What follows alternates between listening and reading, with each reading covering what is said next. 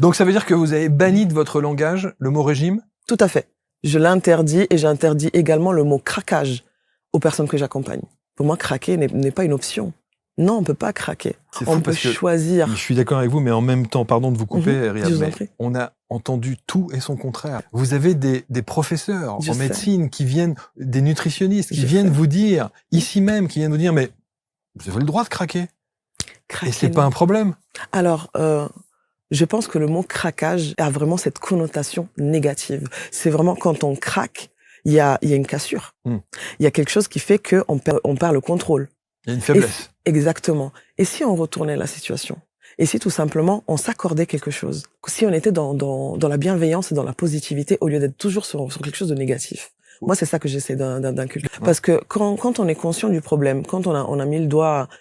La problématique principale, c'est qu'on a tendance à penser que, par exemple, pour la perte de poids, il faut tout simplement changer d'assiette. Mais comme je dis, moi, en tout cas, de comment je travaille, on est vraiment sur une approche qui est totalement holistique.